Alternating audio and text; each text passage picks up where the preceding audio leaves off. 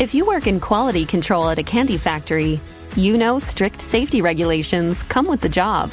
It's why you partner with Grainger. Grainger helps you find the high-quality and compliant products your business needs to inspect, detect, and help correct issues. And the sweetest part is, everyone gets a product that's as safe to eat as it is delicious. Call 1-800-GRAINGER, click Grainger.com, or just stop by. Grainger, for the ones who get it done. Steering wheel. Lots of steering wheel here. Give him steering wheel. Hey, steering wheel. Somebody tell him to give it to him. Come on. Whoa. You like my bass? You like it? How the that's possible? I'm driving like a grandma. Get that, Ralph? Did you hear me? On the radio. Ralph, acknowledge. Now, come on, close him down and kill him. We've got a lunatic on the track down the interstate. I'm so annoyed. Boys and girls, your attention, please. Hello and welcome back inside the Park for May for podcast 900. And what is it, 928 now? This is Todd. No, Todd, not now. AKA Negative Camber. It's a race review weekend. You know what our podcasts do on race review weekends? We watch one, then we talk about it. Then we watch one, then we talk about it. Come on, Todd. Yeah, that's what we do. We talk about it. So we're going to talk about the season opening Australian Grand Prix. It was an exciting event. That's what we're going to do. Before doing that, of course, I have to introduce my guests. Wrecked from out of the wasteland. He's bad, he's beautiful, he's crazy. It's Hello, everybody. This is Paul Charles, the International. Controversy, Paul. Controversy. Paul, there was a really exciting race this weekend, and I'm so glad you came on to talk to us about it because Heart of Racing was on the podium at the 12 Hours of Sebring in the GTD class, huh? That How was about exciting. Got that in the last lap, too. That was exciting. Yeah, that Ferrari of Sarah had to box for gas. the box, and then we had to get by that pesky Corvette. Yes. But the Corvettes were playing games, holding us up. Yes. And then, because we were trying to get to the GTD Corvette, but in the end, Tom Gamble got the job done on the last lap. So, yeah, he did. Yeah, I watched a majority of that race, and it was good. And it was a really good race. And then, so you've got you have the 27 on the podium, and the GTD class. Great job. That was awesome. Yeah. Now second in the championship by just a smidge. Yeah. Yeah, just a few points. You're second in the championship. You're behind. The 57 car. The AO. Is it AO Racing? No, the Windward car. The Windward, the Mercedes, yes. Yep. Yeah. Did you like the punt he put on the Hawk? Yeah. Hey. I knew Bo wasn't going to call that one. He's not going to call that one. If he punted him into a spin, it would have been, but it was a little gentle nudge. I don't have a lot of sympathy for Jack Hawksworth, honestly, so it's okay. Yeah, it's all right. Good for him. He deserves it. Yeah. That was. They all have their goes at people. Yeah, you think Sully was a little frosty over that one? Yeah, probably was. But in the end, they've played that game before themselves. So yeah, for sure. And then the other good news is the Valkyrie first race stateside. First season for the Valkyrie. Obviously, there's some teething, issues you got in Qatar, but you show up here, 12 hours. You finish in top 10? Yep. And this is all data you're harvesting, reliability. I mean, the upside of that, I was hoping maybe you get a little attrition ahead of you, and because the first half of that race, it was really chippy out front. It was, yeah. And I was hoping maybe a little bit of attrition. You guys get up there, but the good news is that regardless what GTP car they were showing, you could hear the Valkyrie on the microphones. Regardless, they were showing the Porsches, of the captains, and still you could hear the Valkyrie in the background. It was great. It sounds good, and it was good. It's not, I don't want to beat the sound to death because a car sounding good and not going well, is just a slow car, right? Yeah, right. So the sound is amazing to get that car to work and we did. We got it to work. It was fairly competitive lap times, and we're in a different mindset right now because we're basically going to do a back-to-back 12-hour this week testing. So our mindset was to finish the race. Maybe if it's a year from now, we would have been pushing harder for position and playing the yellows and things like that. But we were basically just trying to stay out of trouble. So by doing that, we still stayed on the lead lap for a very, very long time. And near the end, we just kind of backed off a little bit just to kind of, we didn't have anything to win or lose at that point. Yeah, right. So Why we tear the probably car could up? have finished one lap down. And, there was a long, long amount of green. And we stayed we stayed on it. We stayed with them. And so, I think we're really proud of it. And it was a big achievement for us. Sebring could possibly be the hardest race of the year. Yeah. It's not the longest, but it's the bumps, the cars take a massive beating. Yeah. And so that's why people come to Sebring to do 24-hour tests for Le Mans, because it'll beat the car to death. So I think for us to get through it without any major issues, we're very, very happy. Honestly, it's now we're kind of getting there, and Long Beach is coming up, which is a sprint race, and we're not going to be running endurance tests there. So we'll see how that goes, but definitely very, very encouraging. Yeah, I thought so too. You ran 12 hours. I don't recall the finite details. I was just watching from afar, but I don't recall any major issues with the Valkyrie. The engine seemed to perform. I think at one point I checked, I think you were only 6-8 tenths maybe off the fastest lap of the class. Yeah, pretty much. I mean, if you put sectors together, we were maybe a second. Maybe a second off the fastest, yeah. right? Yeah, the fastest, yes. But within a couple of tenths of the mid-pack, which is good. And we lost time in the pits for sure. Driver change is pretty tough. Driver changes get tough. We've got to work on that. But we also, with that mindset, we're also making sure everything was, we weren't rushing it. Let's put it that way. We were probably a bit over, maybe 5-6 seconds every pit stop, just to make sure everything is good. Because, as I said, this is the beginning of our program, not the end. So. Yeah. It's the beginning of a program. So, even the Penske Porsches, didn't come out of the box and win everything.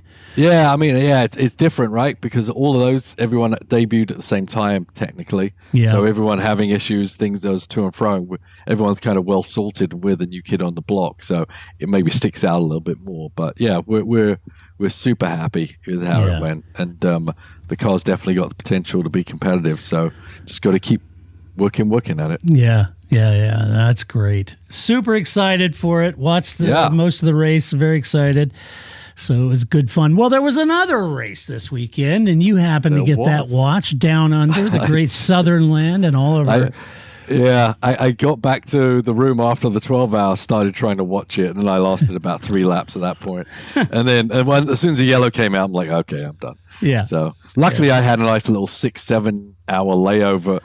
Delay at the airport due to all the weather coming through Florida. I was easier able to catch up on the race on Sunday morning. Oh, that's great. Yeah. Well, it was eventful to be sure. Yeah. The changing conditions, right? It starts wet, dries out, gets wet again. Those are always exciting races. Those kind of races have a tendency to equalize the cars and really highlight the drivers. And that's exactly what it did this weekend. Down Under. Friday and Saturday were quite different than Sunday. Of course, it was warm, dry Friday and Saturday. And as we went into now, this is my optimistic, Ferrari fanboy talking, but I was wondering how many teams might be compromising a little bit of their quality setup in anticipation because they all knew it was going to be raining on Sunday. Mm-hmm. Or at least I was telling myself that's the reason that Ferrari seemed to underperform on Saturday.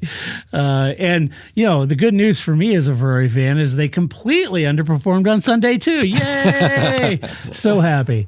So anyway, that's there was that sentiment though of a compromise, and it also Ollie Behrman, he had the worst start of a rookie season I can recall, with 2 crashes in free practice and then a mechanical during qualifying. He didn't get to qualify. Started the pit lane.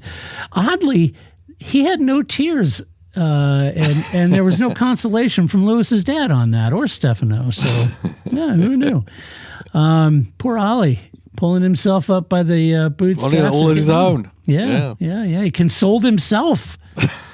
Just moved on, got with the program. It was like, hey, shit happens, As the fourth fastest track on the calendar, the changing conditions made a very eventful race. The notion that McLaren is the fastest car coming out of testing, well, you could somewhat, that's somewhat endorsed by Sunday's performance when Max fell 14 seconds behind Lando mid-race, and then I think the rain may have masked some of that advantage that the McLaren really truly might have. If they're 0.3 a lap faster or not, that was the conventional wisdom heading in there. So let's talk about McLaren. We'll start at the sharp end of the grid. You had Lando Norris taking the victory, P1, Oscar Piastri in P9. Starting with Lando led the race from the start. Once Oscar recovered the position that he lost to Max initially, the duo looked set for a 1-2 down under. Lando seems to have the pace in hand, pulled out quite a gap to Max, but then the rain came and Lando and Oscar ran wide, leaving Oscar off the track and Lando fending off a charging Max. The reality is, despite having DRS, Lando had the pace to keep Max at bay, and he went on to secure his fifth win in F1 and open his account on the World Championship. And I thought that was some decent coaching from his race engineer, Paul.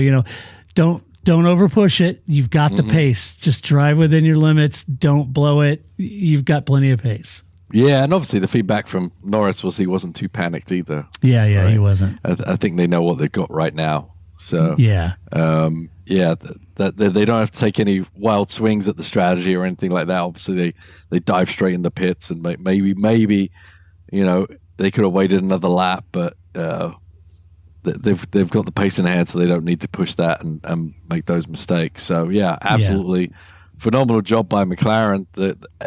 Australia tends to obviously when it's the first race of the year and it's a bit of a unique track, can make the disparity a bit false, I would say. Let's give it a couple of weekends before we say McLaren have 22nd pace on Max Verstappen. But they definitely hit the ball rolling and did a phenomenal job, and it should have been a 1-2 for him, obviously. Yeah, for sure. And we just talked about last week, does Lando have that, is he ruthless enough? And he looked awful, damn poised in very difficult situation, very difficult conditions. I would say Lando, even running on wide, held it together, dove in the pits, changed it, and just very poised. Yeah, and he got up under pressure from Max and from Oscar. But didn't make any errors, right? And that's a key. Yeah, and that's the mindset that hopefully he'd been working on through the winter, because that's the mindset he needs to win the championship. Yeah, he looked just stoic as hell. So great run by him. Let's talk about Oscar real quick. Oscar, there for a good portion of the race, to me, he was the quickest driver on track. And at certain times, then he was told to hold station. And then later he was told, I think they were trying to conserve a 1-2, and with the strategy and the inters, I think the team was saying, all right, look, we've got him where we want him, just everybody hold station, let's bring him home, right? But then later he was told he could race Lando. So I don't know. Zach was interviewed by Sky, and they asked him, about papaya rules, and he goes, oh, it's actually very simple. It's very easy.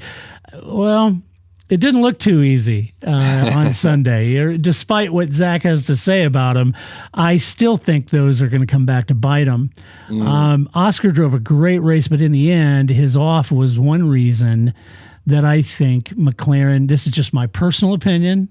I know you'll probably disagree, but I think this is a good reason that McLaren needs to stop messing around with papaya rule stuff and focus on getting Lando to the top. Oscar is awesome. I love Oscar. I'm just not quite. I don't know if he's quite there yet to be champion material.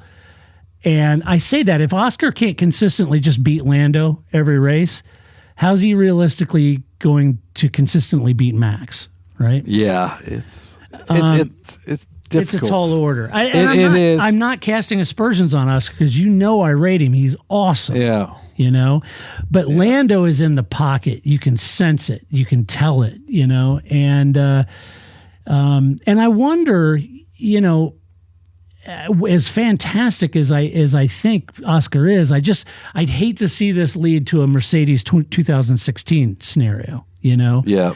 You don't want that. And, this concept, well, just let them race, I don't know.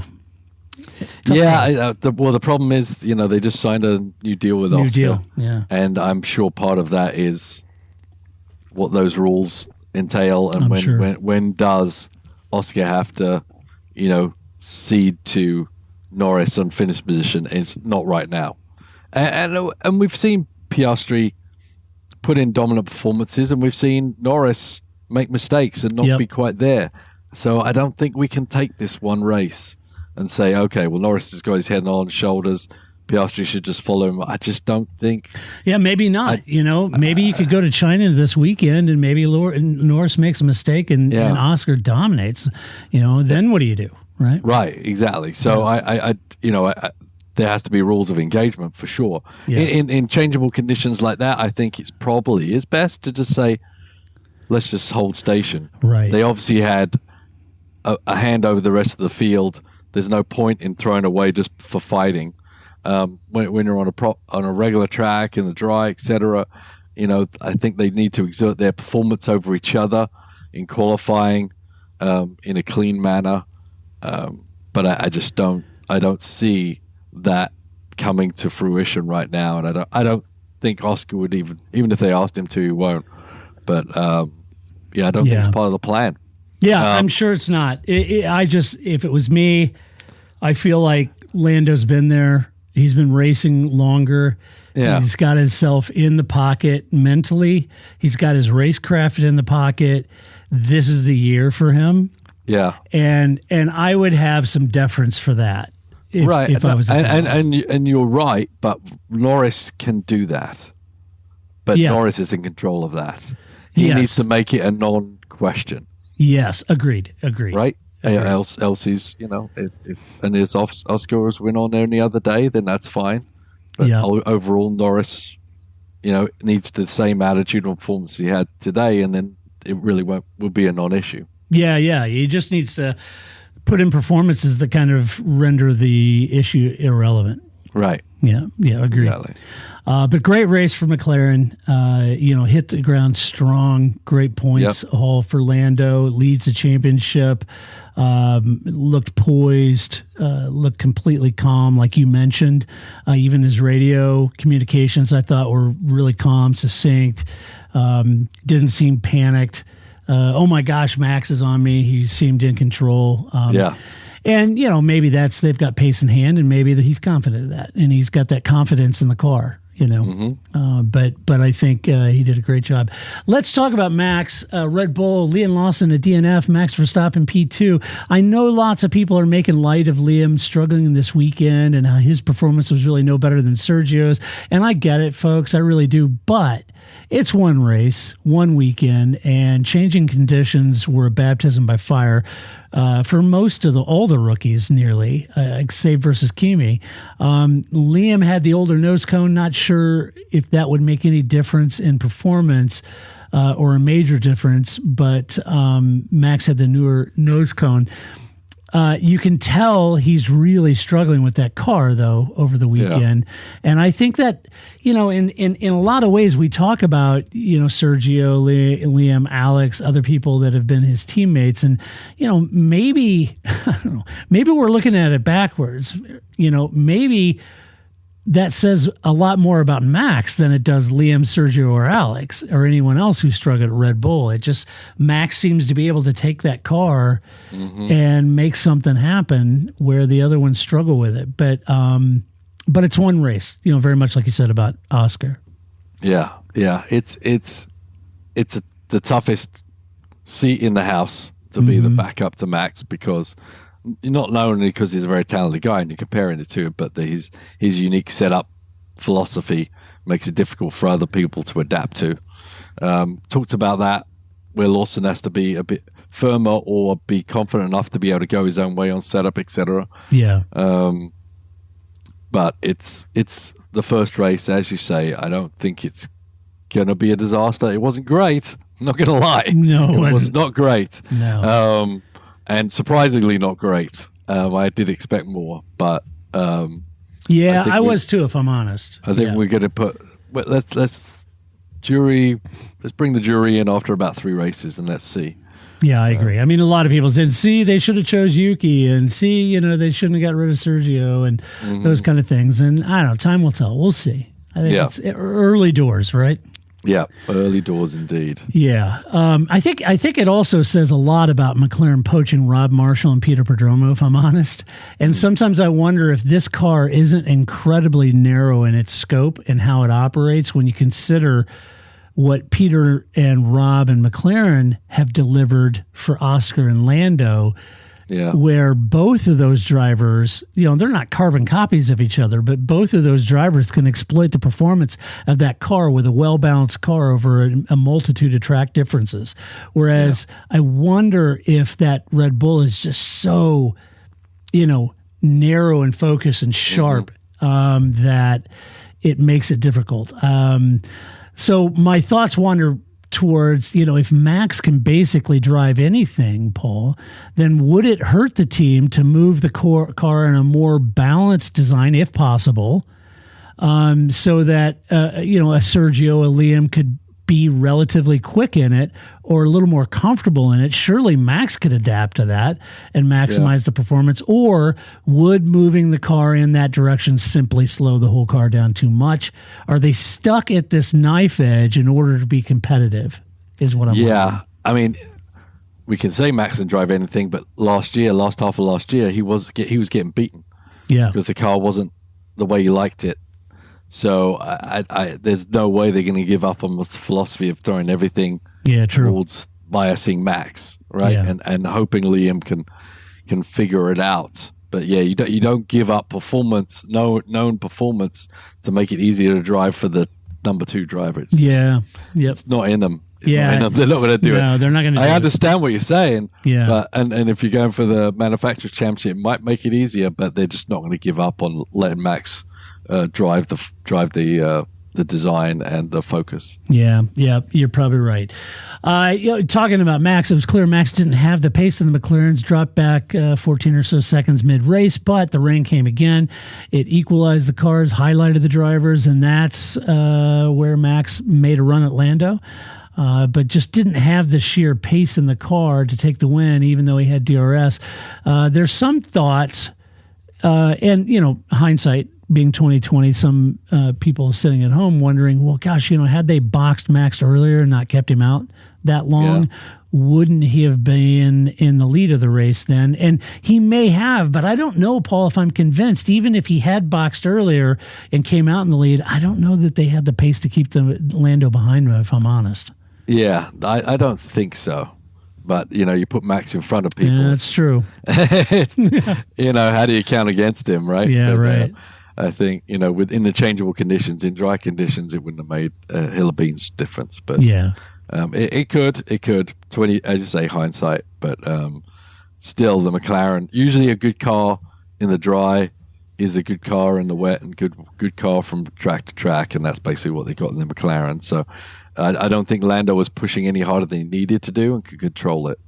I'll tell you one thing I was interested in when I was watching them cycle through the pit stops, Paul, was how quickly the McLarens could get heat in their tires and not struggle with the wear rates that, like you're seeing Ferrari and other teams struggle with. Right. They instantly got heat in those tires, but the tires weren't wearing out and they didn't have the degradation issues like other teams are. I found that really interesting. Yeah, it's a dream scenario for a team. Yeah. Isn't it? You get the tires going and they last forever. Yeah, that's, right. I bet you would love that in your Aston Martin. We would love that. As soon as you pit, you come out and half a lap, you got optimum heat in the tires and you're good to go. And that's very difficult to do. Yeah. But, So I found that interesting. Right? Yeah, that's an interesting thing, and it might be a feature of what makes that McLaren so quick. One of many that makes it quick. Let's talk about Mercedes. You had Kimi Antonelli in P4, George Russell in P3. George started fourth, Paul, ran another one of those patented quiet George Russell races, right? He had the pace to stay well ahead of the midfield, but not quite enough to challenge the leaders. He inherited that third place when Oscar spun off, and while there were no heroics from George. I think George had a terrific race in very difficult conditions. Was glad to finally hear Toto heap some praise on George for a change. I thought that was good. But yeah, I mean, it's one of those tidy, error-free races for him. It certainly had pace. Looked very competitive, kept the midfield well behind him, looked solid the whole time. It's hard to find fault other than the car just didn't have the pace to compete at the front. Yeah, I would say that's it in a nutshell, really. Yeah. I mean, when you're given those cards where the Ferrari all of a sudden disappeared and you get on the podium, he seemed very happy to be on a podium. Yeah, and keeps him in the championship hunt to be able to fight. But obviously the Mercedes needs some progress in the car. But it hasn't lost any either. It just hasn't gained. Yeah, they haven't come up with the magic bullet yet. But they haven't closed that gap we were talking about. Yeah. George's performance a little bit overshadowed, if I'm honest, by the young phenom Kimi Antonelli, and probably for very good reason. The young Italian came from 16th to finish all the way up in P4 in a race where all the other rookies, say versus Ali, crashed out. Yeah. He was up against some really strong performers midfield, had some terrific passes. His performance might be a bigger clue as to why the team passed on Carlos Sainz in favor of Kimi. And keep in mind, he did have a spin during the race, which wasn't great, all on his own, but he still made it back up to P4. And sure, there was attrition, no doubt about it. He inherited spots, as many drivers did, but I consider it still a really good run in these conditions. It's a baptism by fire for these rookies, and he did a great job. I'd say, given the track conditions, I think Mercedes has a really good driver lineup, and I'm excited to see what Kimi can do in the next coming races and certainly years. But I thought he really acquitted himself very well. Yeah, no, he did really well. I mean, but that mistake was a very bad one. I mean, it was a big error. And he was lucky to get away with it. It could easily have been talking about him amongst all the other rookies who threw into the wall. So he was a bit lucky there, but the pace was good.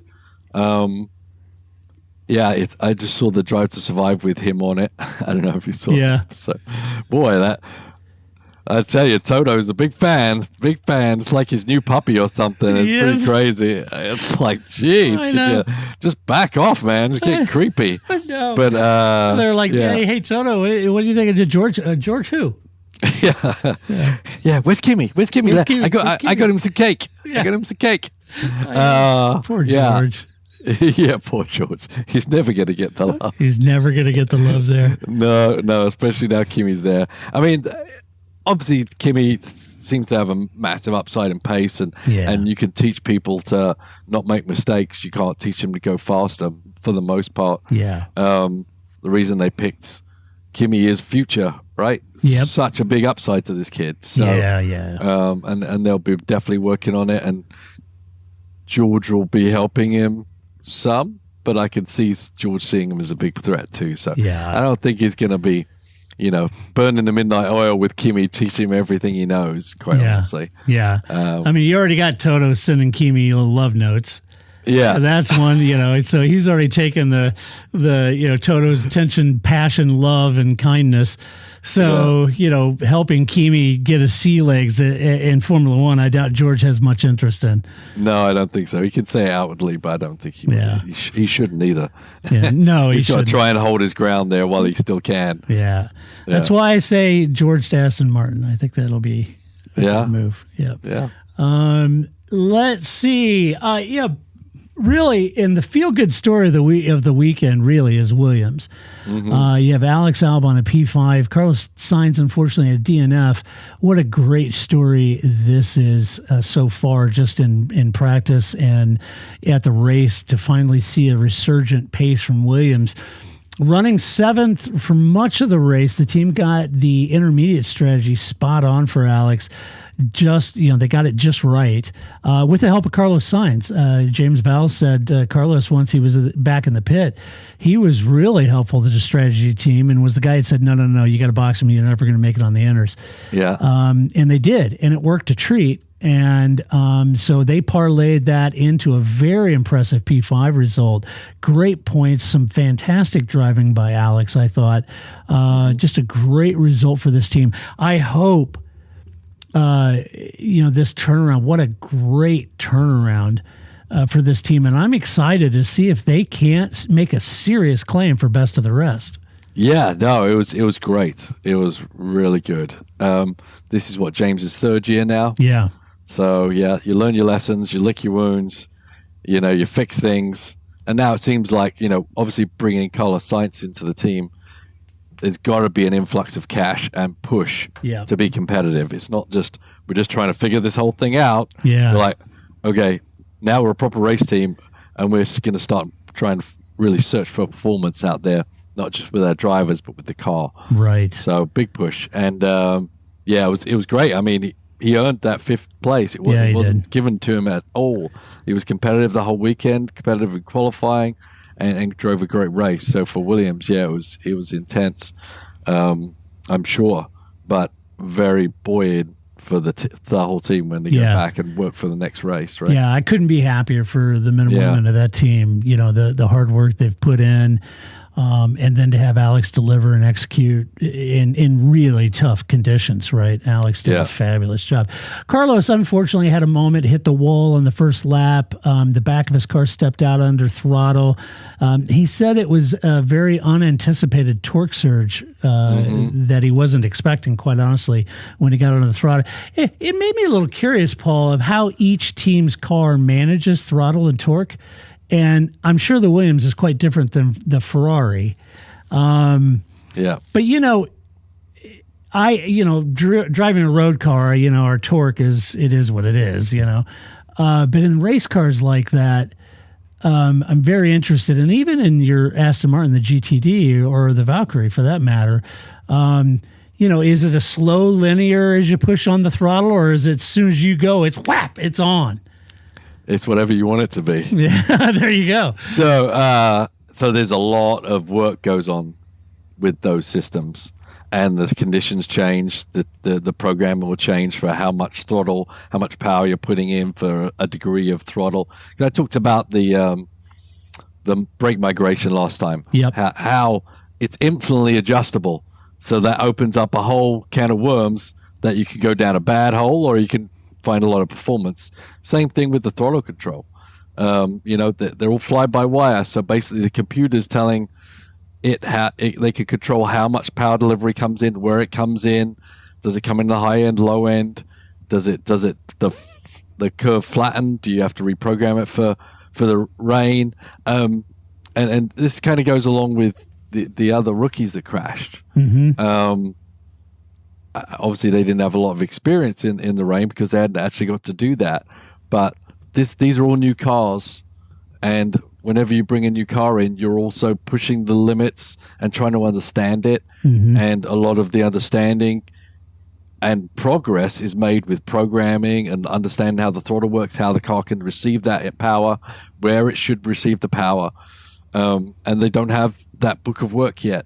And for them to debut during very slick, tight conditions, I am not surprised that Carlos found some kind of anomaly in the system that they'll go back and try and fix. But I'm sure he's not lying. It's not. None of these guys actually really did anything wrong from my side. They just got called out by the conditions. But they weren't literally doing anything wrong, and just that little power delivery, it must be something in the programming where they didn't adjust it properly for colder tires, wet track, because they don't know how the car's going to behave yet. And now they've learned a lesson, I suppose. Yeah, that's a good point. I think that's what James said. They have to go back and look at it and figure out from the data what happened there. And I don't think it's an excuse from Carlos. I'm sure the torque surge caught him off guard. Yeah. And I'm sure it's quite different than what he's used to in the Ferrari. Mm-hmm. So because each team, as you said, would adjust differently. Right. And because how much throttle and when the throttle comes in is dependent on all of those factors you said, plus the chassis itself and how the chassis reacts. And right. So even if it's engine, obviously there's Mercedes, that's going to feel different even from the Mercedes car to the other cars that have the Mercedes engine. Right, so right. The teams go their own way on that respect. Yeah, right. So I think that's it's an important factor. It's one of those learning lessons. But Carlos, made it back to the pits. Crashed on the first. Now, oddly, also Carlos, there was no tears or consoling of Anthony Hamilton or Stefano for Carlos either. Who knew?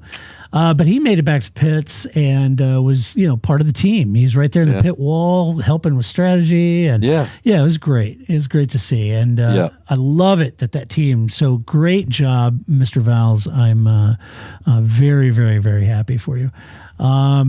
Let's talk about Aston Martin. Lance Stroll in P6, Alonso DNF. A rare moment for Fernando, who was running P10 for much of the early part of the race. Then the rain came.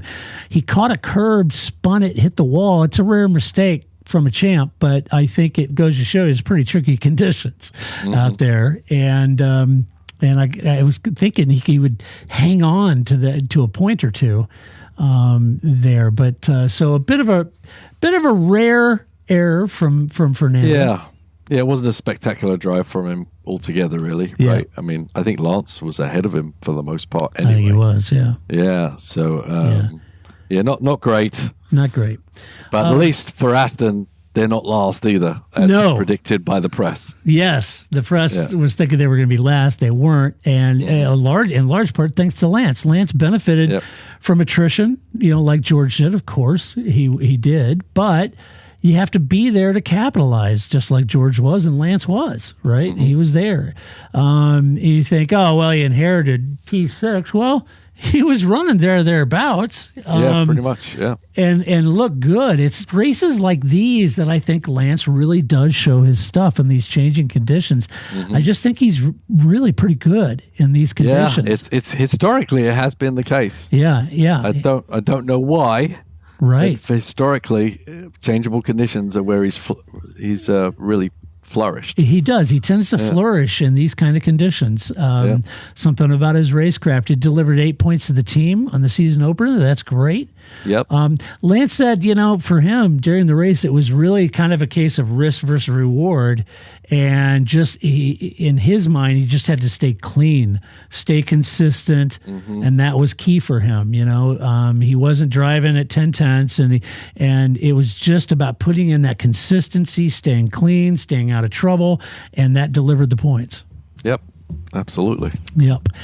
Let's see. And another team everyone thought would be dead last is Kick Sauber. You had Gabriel Bortoleto at DNF, Nico Hulkenberg all the way up in P7. Gabriel was doing really well early on. Got a penalty for an unsafe release, which was very unfortunate. He was making up ground once he got on the intermediates, but then he hit some white paint like the other rookies and lost the car, ending his race. It was really weird because as he started to spin, the right rear tire suspension and everything broke even before he hit the wall, right? And so that kind of caught me off guard. And I think Sky crew was looking at that, thinking, well, wait a minute, did that break first and put him in a spin, or what happened there? Yeah, it did look weird. It did. And I know Helmut Marko called Gabriel B driver, but I think honestly, Paul, on the balance of the weekend, I thought he did a pretty good job overall on the weekend. I thought he looked pretty racy. He looked good. I don't think he's got anything to be ashamed of. And I thought there was a few moments there and some of the driving, I thought he looked really good. Yeah, I mean, he's not coming in with a lot of fanfare for sure. No. But, he's raced against Bierman, against Kimi, Antonelli, Isaac. Won the championship. So, he's no slouch. Right. He's maybe in a B team as it is at the moment. Yeah. But, yeah. I don't know that I would put him in a B driver category yet. Right. But anyway. I don't think we have any on the grid this year. No, I don't think so. Yeah. Nico, great race for him, keeping his foot in it. Obviously, the wily veteran, kept calm the whole race. Didn't put really a foot wrong, looked planted. The team and Nico had the right strategy call for enters, and he took advantage of the attrition ahead of him, obviously. Brought it home in P7. That was more points scored on Sunday by Nico than the entire team scored in the 2024 season. Yeah, he's got a habit of doing that, doesn't he? Yeah. That is impressive stuff. I did. It is. I thought this team was just going to be also rounds, but Nico Hulkenberg pulls it out again. He did. He did. Great job. Yeah, it was a really good job. Let's see. Then we get down to Ferrari. Must be the water. Let's add that to the words of wisdom. Let's add that to the words of wisdom, Paul. That was such a great radio from Charles Leclerc. Charles Leclerc in P8, Lewis Hamilton in P10. Ferrari radio was entertaining all race long. Really, oh my gosh, it was. There was a moment where the whole Lewis radio to the team just got cringy. It was just cringy. Yeah. And that was not good. But let's start with Charles. Charles had a good start, nabbed a few spots early on. So I thought at that time, aha, see, Ferrari had leaned into the wet setup on Saturday, and now it's going to pay dividends. Boy, was I wrong.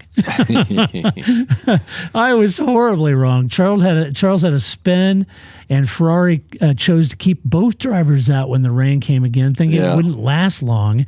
And that put their race to bed, basically, at that point, as they both sank back down the field when they had to box. Charles did overtake Lewis at the restart as a welcoming gift to Ferrari, and he dragged his car back up to P8. So, I don't know if there's anything point necessarily. I mean, he had a spin, but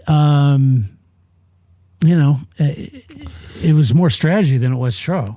Yeah, I mean, honestly, I don't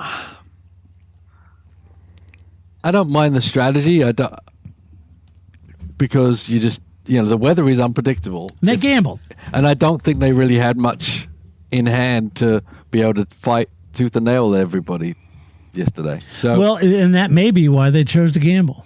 Yeah, but you should still split the strategy. Yeah. Gamble with one, don't gamble with the other. You should always do that. Their full commitment, unless you're really, really confident about the weather. But if you're not, then you kind of put both cars to the back of the top 10, which is unfortunate. I was a little surprised that when McLaren came in, they didn't split that. They put them both on hard compounds. They didn't split one hard, one medium. Yeah, I think it's confidence in their car. Right. Yeah. Right. Yeah, pace in hand. But you're right. Plus, playing into that is the whole, who got the better strategy? Was the hard the right? Right. That's the thing they, as you talked about, they're going to have to play that card all year long to make sure no one thinks anyone's getting any bias. No. But you're right. They should have split Lewis and Charles on that strategy. Yeah, I agree.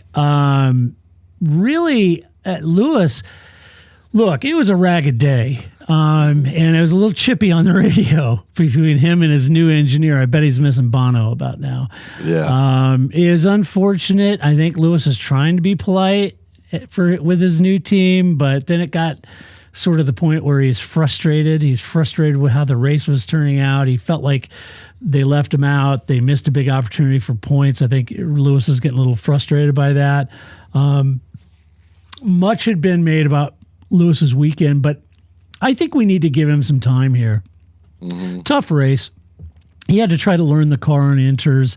He hadn't driven the car in wet, and everything's, there's a lot of different procedures, and it's going to take Lewis a little bit to get in the rhythm, folks. So don't be too hard on him on this. I think, I saw somebody post, "Hey, here's all the other champions that went to Ferrari and the points they scored." Or the positions they had on their first with Ferrari, and Lewis is down at P10. I'm like, it's context is king. It's a pointless exercise.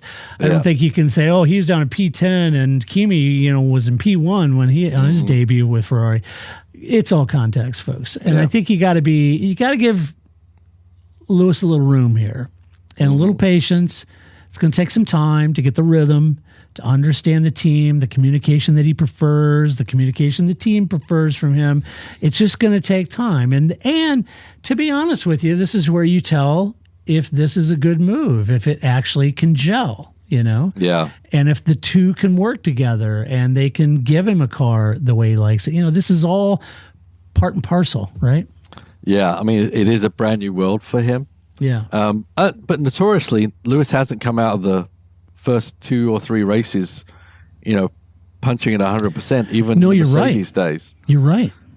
So he kind of leans, eases into the season a little bit. You're it was right. easier with the Mercedes because then he'd just win 10 on the trot, but Yeah. not going to do that.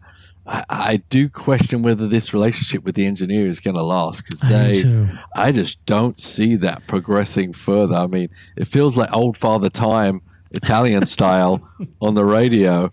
And Lewis is, pretty dynamic. Yeah. Even though he's one of the older statesmen as a driver, he's a pretty young, dynamic guy and likes to be animated. And I think he feeds off the animated calls from Bono or whatever. I just don't. It just didn't feel good at all. No. Bono had to learn over time how to manage Lewis. When Lewis is really upset or he's really frustrated or he's over animated or the adrenaline's going 1,000 miles an hour and you got to calm him down. All of those moments Bono had learned to manage, right? Yeah. And the team now has to learn that. And to your point, Paul, I don't know if the current engineer is gonna be able to pull that off. Yeah, I mean it's because it's dangerous if you have a engineer that's just going to go, oh, okay. They're scared to give a different opinion to Lewis than he's wanting. Kind of like GP's done with Max, He shut right? Max down a few times. Yeah, and you need that.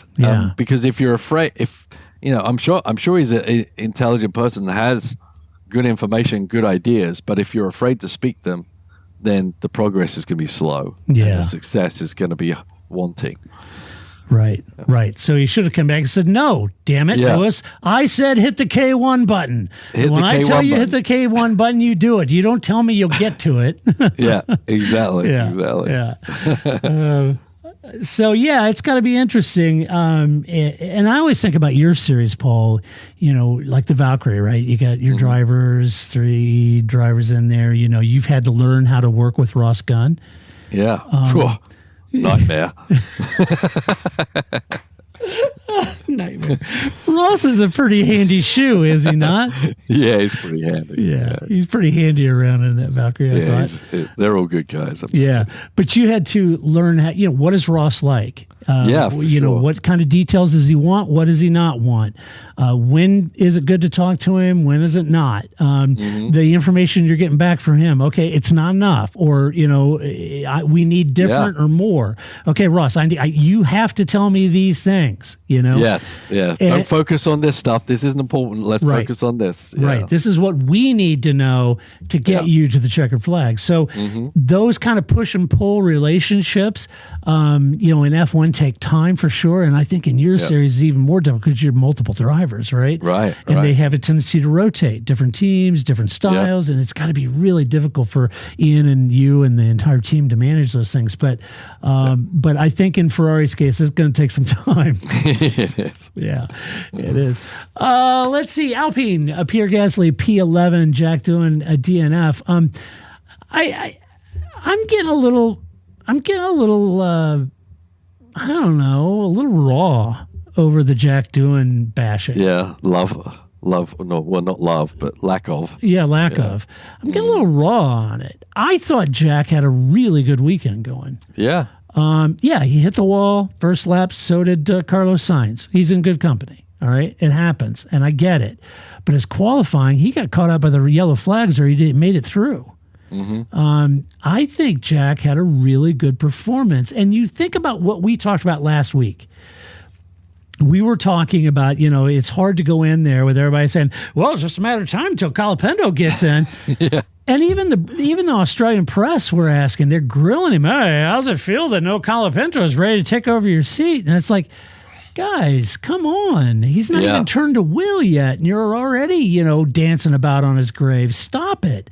Give the guy a chance. His performance on Friday and Saturday I thought was impressive. He was there or thereabouts with Pierre. What did we say last week? I said last week, you didn't correct me, so I think you agree. But what Jack needs to focus on this year is being there or thereabouts with Pierre. They're not going to replace Pierre with Colapinto. Right. And if Jack is right there or thereabouts with Pierre, then they have no reason to change him either. Yeah. Right? Right. So as long as you're there, and he was earlier in the weekend. He was on pace. He was right there with Pierre. Yeah, I think he was ahead of him in a couple of sessions. Yeah. So, everybody just back the heck off.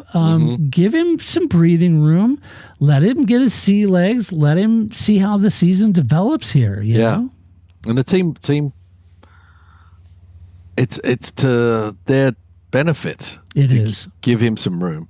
Yeah. You don't know the talent he has. If you don't give him a chance, you may be losing a great talent. Right. I don't know. I don't know either. But they don't know Let's find either. out. Yeah. Yeah. Yeah. Shouldn't we have some patience and find out? Yep. If he puts it in the wall every race and you're in 4 or 5 races in the season, okay, maybe you need to make a change. But I don't know. I just hate it that he walks into the season under that cloud. I thought he handled himself really well with all those questions. And he said, well, we don't just have Franco. There's 4 reserve drivers, and they all want my position. They want Pierre's seat, too. And I was there last year wanting this seat, so I get it. Right. Yeah. So anyway, well done, Jack. Hang in there. I thought he got Pierre. It was unfortunate because Pierre had to stay out on slicks. They tried to stay out on slicks, kind of replicate that Brazil magic that he did last year, right? It didn't work. So he had to box again. And when he came out in 8th, then you had the 2 Ferraris coming through the field, and then you had Oscar recovering. That dropped him down to P11. It's not the worst day for Pierre, just a strategy that didn't quite work out. I think maybe had they not done that strategy, he probably would have been higher up, maybe in that P6, P7, P8. But anyway, not a terrible day in the office for Pierre. Just strategy didn't work. Yeah, certainly nothing bad that Pierre was doing. The strategy still worth a go for them. Yep. Early in the season. Yep. Don't see any harm in it really. And it could. It said you just don't know with the weather. They can come out being geniuses, but it just didn't work out that way. Yeah, it didn't. Let's see. Racing Bulls, Isaac Hajar, a DNF, Yuki Tsunoda, P12. Isaac hit the wall in the formation lap. That's happened to drivers before, Isaac. He was going so slow. He was, he just was insane. Blipped the throttle and just whipped around, it was that quick. But a very emotional outburst that saw Anthony Hamilton and Stefano Domenicali and the entire F1 press corps. They're all just rushing hugging to him. Oh no, young man, it's fine. The amount of empathy was off the charts for that. I'm really not sure why. I said in my race review at the website, he's going to need a hell of a lot thicker skin than that if he wants to stay in F1. And I knew it wouldn't go over well with Helmut, and it didn't. Helmut said the whole emotional thing was rather embarrassing. Yeah, there is no emotions in Red Bull. No. And everybody's, but these young drivers are under a lot of pressure at Red Bull, and it's a revolving door over there, and he knows the pressure. Well, I know, but so does Yuki. Yuki knows it. Liam knows it. Everybody that's been in that team knows it. I mean, I feel terrible for him on a formation lap, but he's not the first driver that's put it in the wall on a formation lap on tricky conditions. I don't fault any of them on that. No. All those early, it was just, you can't buy experience. No, it takes in those conditions. You had Carlos Sainz in the wall. You had Fernando Alonso in the wall. Come on. Yeah. Don't be so hard on yourself. I mean, my gosh. So anyway, he's got to get some thick skin or he's going to get eaten alive in F1. So talking about Yuki though, tough day for Yuki, running in P6 for much of the race, looked really good. It chose not to come in for inters. That spoiled his race, dropped him down to P11. I will say, given Isaac's pace on Saturday and Friday and Yuki's on Sunday, I'm kind of curious if they're in a little more in this car than what we're seeing. Yeah, I mean, well, I think we did see it. I think in the race we didn't see it as a result, but for sure through the whole weekend, it was pretty damn fast. Wasn't expecting that either. For a rookie to be up in the top 10 or whatever it was, sessions and stuff like that. So, as I said, we've got a couple more races before we start making big decisions on who's where. But definitely was a pretty powerful position. Certainly when you see those guys up over and above Lawson, right? Yes. Yeah. I'm sure Lawson didn't like to see that very much. I'm sure he didn't. And I'm sure Yuki's got a lot to prove. Yeah. And drove incredibly well. I thought the whole weekend. And Isaac looked terrific, too, on Friday and Saturday. I thought he was doing a yeoman's job. So good on them. I hope that continues. That could be a kind of fun battle there midfield. Yeah. That'd be good. And then sadly, got Haas F1 dead last. Esteban Ocon P13, Ali Berman in P14. Ali started from the pit lane after having that really ragged Friday and Saturday. He had that crash in FP1 and FP3, and then had the mechanical, and just a tough weekend for him. But he did manage to finish the race in very difficult conditions. It's what he didn't do, if you remember back in Brazil. Was it Brazil in the rain where he spun off, and Io is kind of like, you can't do that.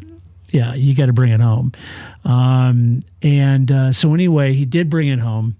Esteban felt that, bottom line is he just felt we just didn't have the performance. And had we had the performance, we'd have gotten to the points. I think everybody could say that, Esteban.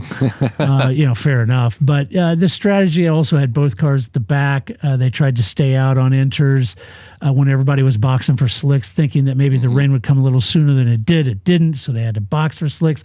Then that cost them too much time, and that put them in the back. And Sky was making a lot on the fact that they never ran low fuel runs in testing, or really in free practice.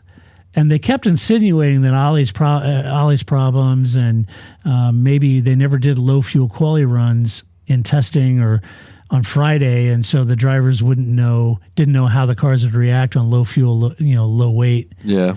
I don't know if there's any merit to that, but there is merit to that. I mean, that is a thing. It is a thing. A lighter car changes. Yeah, direction. I mean, it could go bad, or it could go better, or you have to make the adjustments. You always have a little bit of a different adjustment that change your braking points. Yeah, and you can attack the corners more. The car will handle a little bit different things. You can get away with for 3 laps. Do not pan out for 30 laps. You rotate the car a little better. Yeah, I mean, you could just set it up, make it on a knife edge, because you can last like that in a qualifying lap, but you can't. Yeah. As I said, it then puts a lot of deg on the tire sometimes, and so you've got to make the car last for a stint. In Grand Prix racing, it's a whole race, right? But stint on the tire, at least. And in qualifying, you don't have to take any of that in consideration, so you can set the car up a little bit differently. Right. Ollie said basically the race for them was about getting laps and collecting data, and they did manage to do that. And I think I said that really with the amount of data that was really going to help them, that's what they were focused on during the race, is just really getting both cars to the end, collecting as much data as they can to figure out what they've got to focus on to improve the car. Yeah. So that's what they did. All right. Well, that is the end of our team review, but we always hand out some awards because that's what we like to do. The first one is Move of the Race. We'll do it live. Yes. Move of the race, Paul. Yeah, I'm going to give it to Max at the beginning. Yep. He wasn't in the quickest car, but he sure showed Piastri how to run a rain line. And I know everyone's like, oh, well, Max just has this great idea. It's like, well, it's a pretty common idea, but he just tends to be able to execute it really, really well. So yeah, if you looked at both of those McLarens, they were on the racing line, and the back ends are all getting squirrely. And he went out wide, found all the grip, went right around Oscar. Yeah, which is I know to do that, right? If I'm right, I don't know why it's. I mean, the Grand Prix cars seem to be able to stay online in the rain more than I would be able to in what I've raced, but because downforce helps. There's still more grip out there in the rain. It always will be. Yeah, it was a great move. My move of the race, I had Oscar on the outside of Lewis on the last lap. That was pretty gutsy. I thought it was a good move. I enjoyed that one quite a bit. So well done, Oscar. I know I was just talking trash about you, but I do think you're awesome. All right, next award is Donkey of the Race. We'll do it live. Seriously, Todd. Yes, seriously. All right, Paul, donkey of the race. Yeah, I guess we could have given it to the rookies, but I'm going to give them some deference because I really do think it was the conditions and they weren't really doing anything wrong. They were just caught out by conditions they'd never come up to. So I'm going to give it to Ferrari for throwing their cars further down the placings. Don't mind them having to go with one, but not splitting the strategy I think was a big mistake. Well, that's funny because my donkey of the race was Ferrari strategy too. Team is better than that. That was teetering on embarrassing, so that was not good. I just wonder if, kind of like we talk about the balance between the drivers for McLaren, if Ferrari with Lewis now on the team, they didn't want to split the strategy because they didn't want to give someone an advantage and then have to get the wrath of either Charles or Lewis for not giving them the proper strategy. In Lewis's case, Ferrari's going to find out pretty quickly. If there is even a slightest hint of favoring Charles or impropriety, Team LH will absolutely devour that team. They're like, it's just crazy. They just go insane, and on social media. So they'll find out. Yeah, it'll be interesting to see. Yeah. That was donkey. All right, well, then the final award of the podcast is always Drive of the Race. Get in there, Lewis. Get down. Get down. Oh, boy. Drive of the Race. All right, I'm going to give it to Toto's favorite little new puppy. Going to give it to Kimi. Get down. I mean, I think he made a big mistake, a rookie mistake, and he got away with it. But everything else, the performance and getting it to fourth was pretty stout and definitely a great view of what this kid's going to be capable of in the future. Yeah, I was torn. I had Lando, Kimi, or Alex. I could give it to any one of them. You chose Kimi. I just think Lando did a fantastic job all weekend, and I think Alex did too. Alex just had a fantastic. I'll give it to Lando because so much is on the line, and I think even he ran off track, and Oscar went off track, and he went off same place. He managed to keep it on, dove in the pits, got the tire chase, boom, kept his head. I just thought it was a really heads-up race. So I'll give it absolutely, the pressure is just going to get bigger. It's going to get more. Yep. And I think Lando, he doesn't feel like he thinks those low grip tracks like Las Vegas, they're really going to struggle at given their car. So it'll be interesting to see if they have this, as you said at the top of this podcast, do they really have 3/10 on the entire field at every track? We'll see. Australia is a little bit of an outlier, like you said. It's a street course. It's in a park. It's crowned. There's white paint on it. It'll be interesting to see. Yep. So, all right. Well, that does it. But we don't have to wait very long, Paul. No, we don't. We have China coming up. We do. We have China coming up this weekend. It's going to be exciting. Yeah, hopefully there's the better weather. I hope so. Then we can see them. It always happens in China, unfortunately. Yeah, right. Do you like that first turn, that decreasing radius turn? I hate it. I hate it too. I hate it. If I was driving that track, and I've done it obviously on the sim and stuff, it's just the worst corner ever. Yeah, I hate that corner. Yeah. And they always big it up, but I'm kind of like, that's a crap corner. It really is. It really is painful. It is painful. All right. Well, let us know what you think about the Australian Grand Prix. We certainly enjoyed it. And again, Paul, congrats on the podium finish at the 12 Hours of Sebring. And you guys are at Mugello, right? At the 12 Hours this weekend? Yeah, it never stops. Yeah, I'm not there, but the team's racing in the Graventic 12-hour. So we got Hannah, Gray, and Ian? Yep. So Hannah Gray and Ian, so it's their turn this week. Yeah, good. Ian had a weekend off. That's right. He needs to get back in the seat. Yeah, he had 12 hours of Sebring. He just was at pit wall yelling at the drivers. Yeah. So it'll be good. It's going to be good. Yeah, Hannah's going to get her second GT3 race under her belt. Great. So I'm excited to see what she does. Yeah, that's great. Excellent. All right. Well, let us know what you think about this race. And if you like the podcast, go to your favorite podcast player. Give us some love over there. Appreciate it. A huge thank you to our Patreon supporters. We could not and would not do this podcast without you. If you like to watch the podcast, you can do that at our YouTube channel, The Park for May, and you can watch these podcasts. Give us a subscribe, hit follow, hit the bell. Doesn't cost you anything, and it's easy to do. And spread the word. We could use the brand building from our listeners, so we'd appreciate it. And Paul, we will be back next weekend to talk about the Chinese Grand Prix. Until that time, this is Todd, a.k.a. Negative Camera, saying so long. That's it, man. Game over, man. It's game over.